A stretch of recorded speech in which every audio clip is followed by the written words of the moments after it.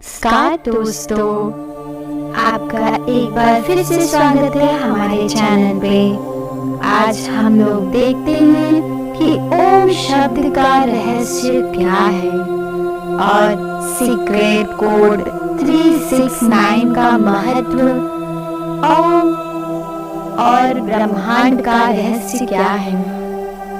ओम शब्द और ब्रह्मांड का रहस्य और ओम शब्द की उत्पत्ति कैसे हुई, क्या आप भी जानना चाहते हैं? हम सब यह तो जानते हो कि यह एक विशेष मंत्र है। ओम मंत्र का उच्चारण से मन को शांति मिलती है और सकारात्मकता बढ़ती है। परंतु क्या इसके अतिरिक्त भी ओम मंत्र का कोई रहस्य है? उनका रहस्य जानने से हमें ब्रह्मांड के सीक्रेट कोड 369 में से 3 नंबर वाली पहली चाबी मिल जाएगी, जिससे आप सबसे बड़े खजाने के सभी ताले खोल सकते हैं और संसार में सबसे अमीर व्यक्ति भी बन सकते हो और साथ में यह भी जान सकते हो कि आत्मा क्या है, मोक्ष क्या है, ब्रह्मांड क्या है, तुम संसार में क्यों आए हो और तुम्हारा उद्देश्य क्या है। अगर तुमने ओम के रहस्य को नहीं जाना तो तुम्हारे पास अरबों खरबों रुपए होने के बावजूद भी तुम संसार के सबसे गरीब और दीन व्यक्ति ही रहोगे। ओम मंत्र का यह रहस्य तुम वेदों और उपनिषदों से प्राप्त कर सकते हो, लेकिन हो सकता है तुम्हारे पास इतना समय नहीं है कि तुम बड़े बड़े वेद पुराणों का अध्ययन कर सको। तो आपको हमारी इस ऑडियो के थ्रू अंत तक देखने पर एकाग्रचित्त होकर सुनने से आप समझ सकते हैं। तो हम देखते हैं ओम धर्म का प्रतीक क्या है। ओम धर्म का प्रतीक है। ओम सनातन धर्म का प्रतीक है और यह शिव का भी प्रतीक है। यह एक ऐसी ध्वनि या मंत्र है जो अनगिनत रहस्य को अपने अंदर समेटे हुए है और अमेरिका की ऑक्सफोर्ड यूनिवर्सिटी में डायरेक्टर रह चुके पीटर रसेन इस मंत्र का गहन अध्ययन कर रहे हैं और उन्होंने इसे इक्वल टू MC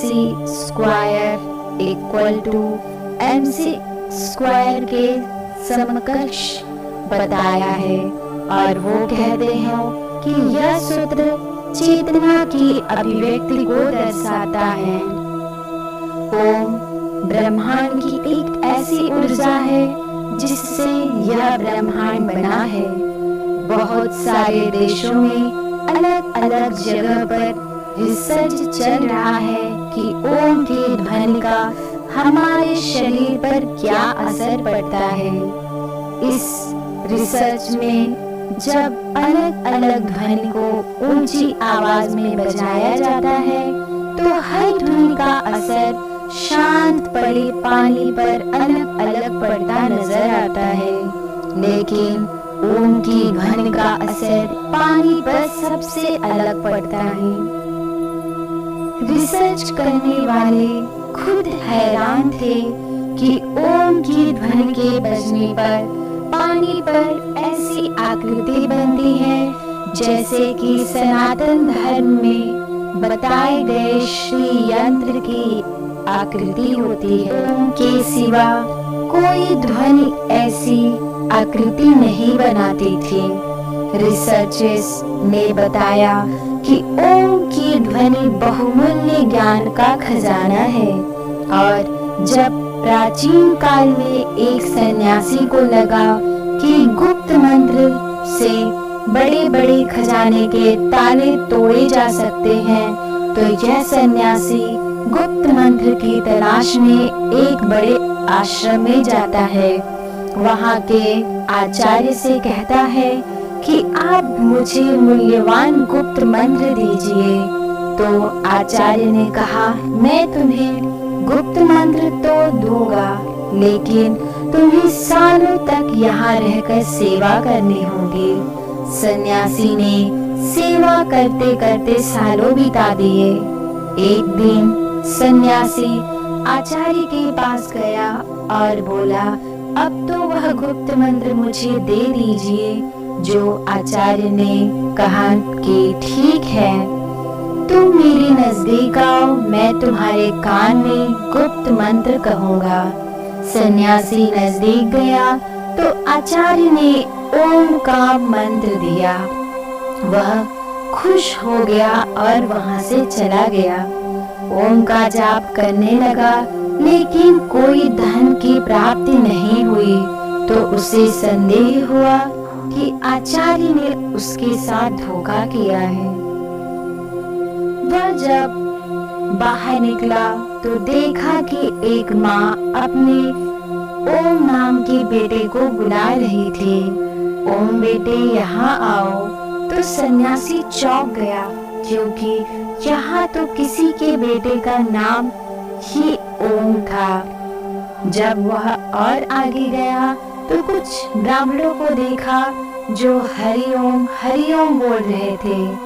उसने अनुमान लगाया कि यहाँ हर जगह ओम बोला जा रहा है।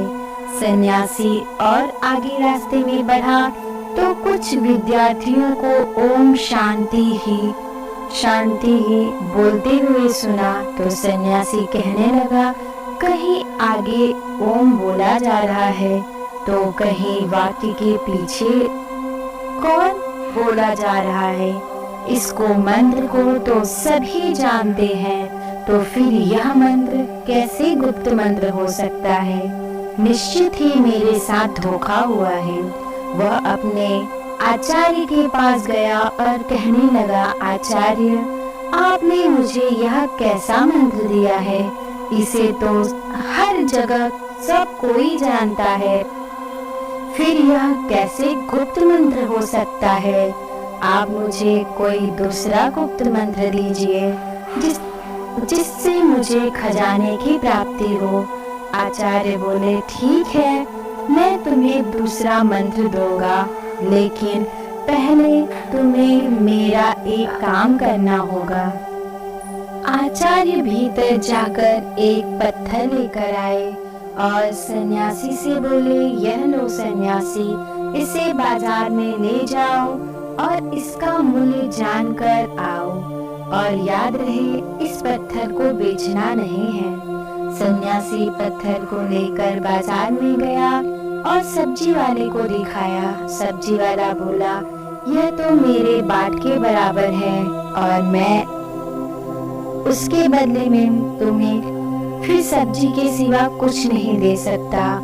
उसके बाद फिर कपड़े वाले के पास गया तो कपड़े वाले बोला, क्या हम पागल हैं जो पत्थर बेचकर हमें ठगना चाहते हो? चलो चलो यहाँ से जाओ।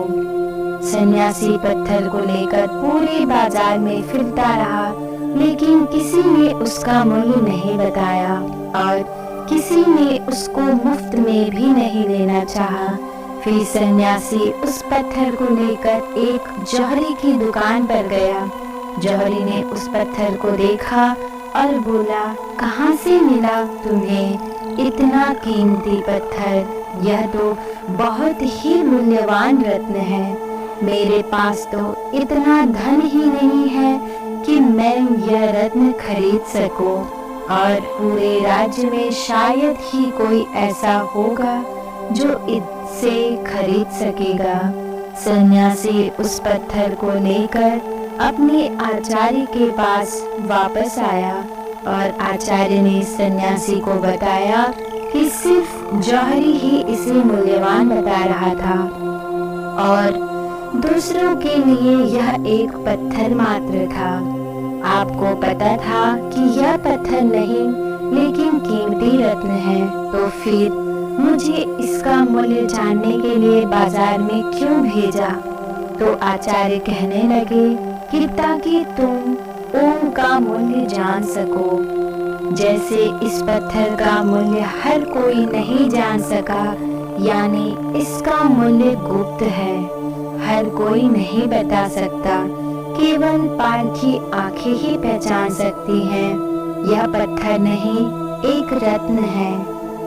इस तरह जो लोग ओम मूल्य जानते हैं वह समृद्ध हो जाते हैं।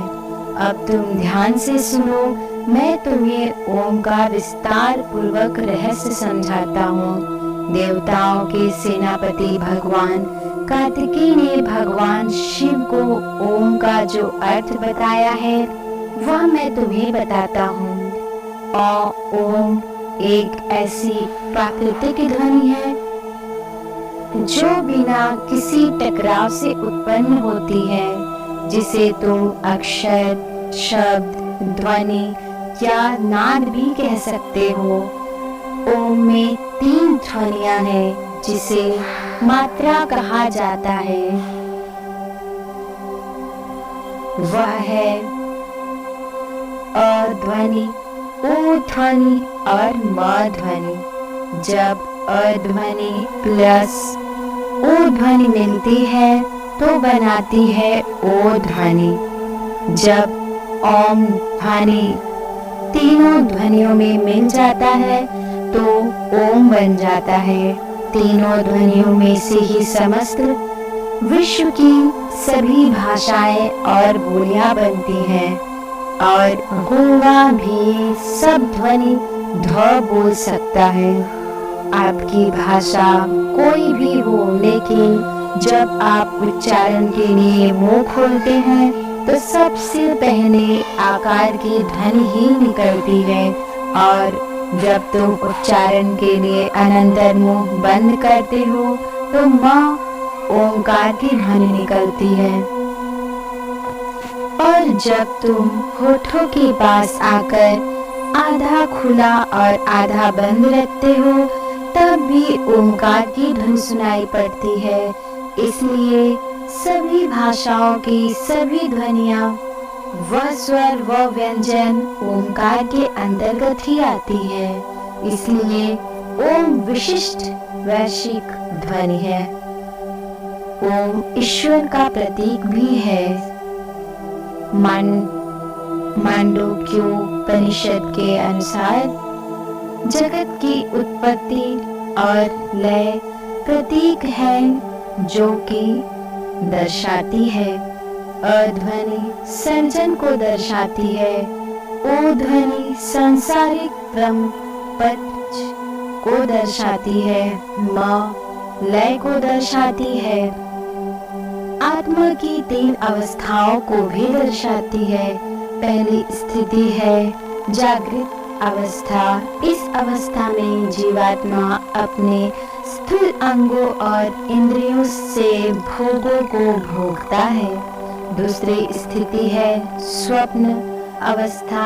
इस अवस्था में जागृत होकर मैं अपने मन के द्वारा भोगे हुए अनुभव की अनुभूति करता है। तीसरा अवस्था है सुषुप्त। इस स्थिति में जीवात्मा आनंदमय ज्ञान स्वरूप हो जाती है और ज्ञान से परमानंद को प्राप्त करती है। और इन तीनों अवस्था के बाद आत्मा ब्रह्मालीन हो जाती है। इस अवस्था में आने के बाद आत्मा अद्वैत शिव ही शिव रह जाती है। अब उसे जीव जगत और भ्रम के भेद का नहीं रहता है।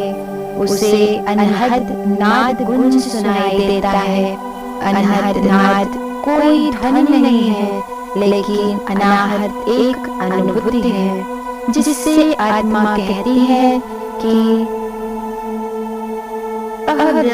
अब्रह्मास्मि शिवोहम, मैं ही ब्रह्मा हूँ, मैं ही ओंकार मैं ही जगत के रूप में अपना विस्तार किया है। मैं ही शेर हूँ जो मेरे ही हिरण को मारने जा रहा हूँ। मैंने अपने पुत्र के रूप में जन्म लिया है। मैंने ही मेरे माता पिता के रूप में जन्म ले चुका हूँ। इस संसार में केवल मैं ही हूँ, मेरे सिवा कोई नहीं है। बोलने वाला भी मैं ही हूँ और सुनने वाला भी मैं ही हूँ। सांप बनकर भी मैं ही अपने आप को डसने जा रहा हूँ और मैं ही उससे बचने के लिए दौड़ रहा हूँ। इस ओंकार के रहस्य को जान लेने के बाद सोना, चांदी, रुपए, पैसे सब मिट्टी लगने लगता है, क्योंकि यह सब भौतिक पदार्थ वास्तव में मेरा ही स्थूल रूप है। मैं तो इतना अमीर हूँ कि हर घर, यह जमीन, यह पृथ्वी, यह तारामंडल ही नहीं, पूरा ब्रह्मांड ही मेरा है। और ऐसे कितने ब्रह्मांड होंगे जो मेरे ही अंग हैं। तो मेरे जितना अमीर कौन हो सकता है? जब मुझे इतना बड़ा खजाना मिल रहा है तो मैं क्यों धन दौलत, जमीन, सोना, चांदी और रुपए के पीछे भागूं? और इस खजाने को खोलने के लिए मैंने 3 नंबर की चाबी ली है, ओंकार, जो अब मैं तुम्हें बताता हूँ कि मूल 3 ध्वनियाँ है और 3 ही रंग है, लाल, पीला और नीला। प्रकृति के मूल लक्षण 3 है, नाम, रूप और गुण। शरीर की तासीर 3 है, कफ, पित्त और वायु।